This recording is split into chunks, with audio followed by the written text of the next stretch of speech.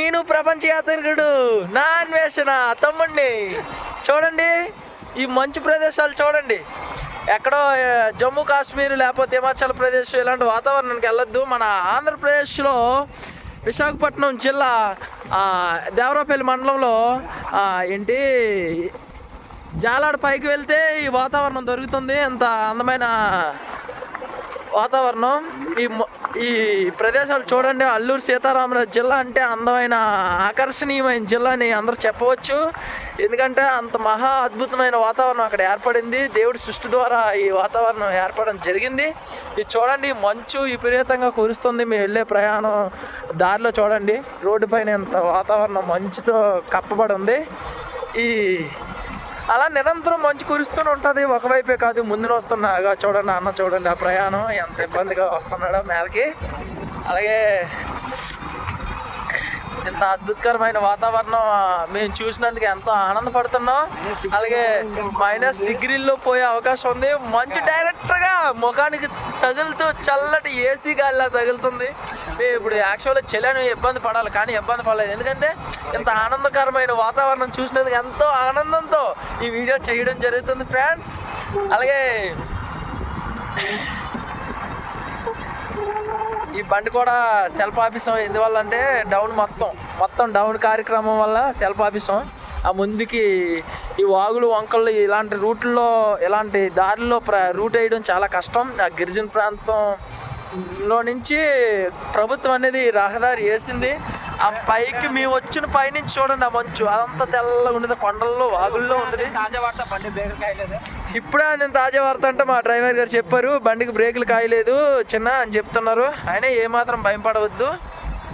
వీళ్ళంత వరకు బండిని దిగేసి అవసరమైతే రాలో లేకపోతే ఏదో అడ్డెట్టుకునే కిందకి దిగుతాం ఎలాగోలాగా. అలాంటి ఇబ్బందులు ఏమి లేదు ఫ్రెండ్స్. మీకు ఈ ఆనంద్ యూట్యూబ్ ఛానల్లో ఉంటుంది, సబ్స్క్రైబ్ చేసుకోండి అతని ఛానల్ని. ప్రతి ఒక్కరు సబ్స్క్రైబ్ చేసుకొని అతనికి సపోర్ట్గా నిలుచుంటారని మేము ఆశిస్తున్నాం ఫ్రెండ్స్. అలాగే వీడియో చేస్తున్న మన ప్రేమ్ కుమార్ గారికి కూడా వీడియో చూస్తున్న మన ప్రేమ్ కుమార్ గారు, ఆనంద్ గారు, నా తోటి స్నేహితులు ఇద్దరు కలిసి వచ్చారు. చూడండి బాబోయ్, నెలలో ఒక చుట్టూ ఇలాంటి వాతావరణాన్ని మేము ప్రతి చుట్టూ కూడా ఆహ్వానం పలుకుతుంది మాకు ఈ వాతావరణం. ఇలా ఇక్కడ గంధం చెట్లు, తర్వాత ఎర్రచందనం,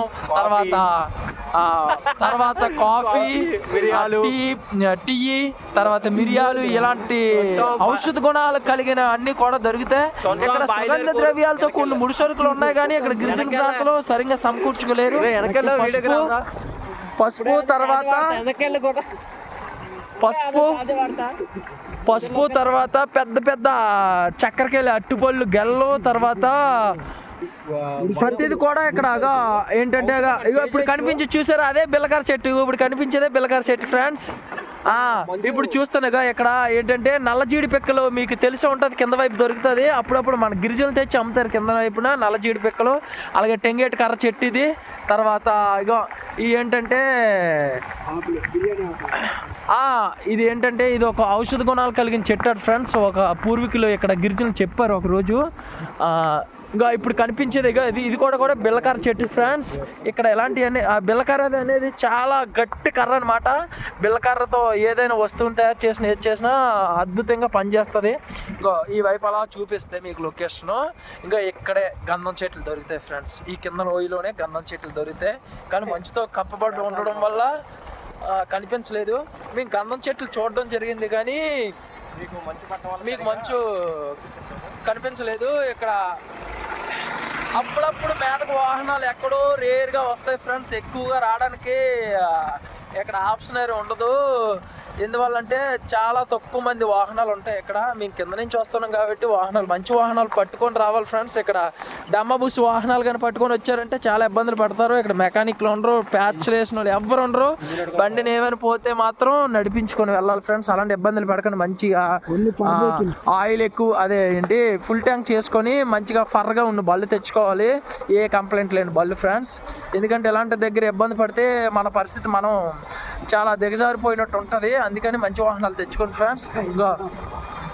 మీరు ఏమాత్రం ఒకవేళ అత్యవసరం అయితే ఇక ఈ నెంబర్ కూడా పెడతాం యూట్యూబ్ ఛానల్లో. ఆ నెంబర్కి కాల్ చేసి మీరు పూర్తి వివరాలు కావాలనుకుంటే ఇక ఇక్కడ ఒక మైల్ డ్రైవ్ ఉంది ఫ్రెండ్స్. చూడండి, ఇది జాలాడ పొట్టుగొరువు ఏదో ఊరు పేరుతో ఉంది.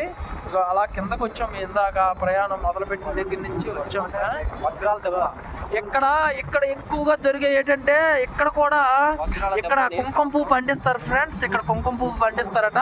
లేటెస్ట్ గా మొన్నే మేము వచ్చినప్పుడు తెలిసింది.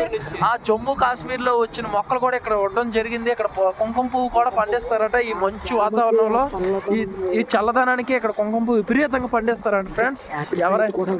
యాపిల్స్ కూడా ఇక్కడ వేయడానికి ఎకాగా పరికరాలు కొద్దిగా మొక్కల్ని ప్రయోగాలు చేస్తున్నారు ఫ్రెండ్స్. ఇక్కడ ఈ గిరిజన ప్రాంత ఇల్లులు చూడండి. మనం అయితే ఏసీ రూములు ఇలాంటివన్నీ స్వాగతించుకుంటాం. కానీ మన జీవితంలో ఇక దేశముద్రి సినిమాలో ఉంటుంది కదా లొకేషన్, లాస్ట్లో ఆ జీప్ మీద వెళ్తాడు, అలాంటి లొకేషన్ సేమ్ ఇక్కడ ఉంది. అదే రికార్డింగ్. నెక్స్ట్ డార్లింగ్ సినిమాలో ప్రభాస్ చూపించిన విధానం ఇక ఇక్కడే షూటింగ్ చేశాడు ప్రభాస్. ఇక్కడే షూటింగ్ చేశాడు ఫ్రెండ్స్.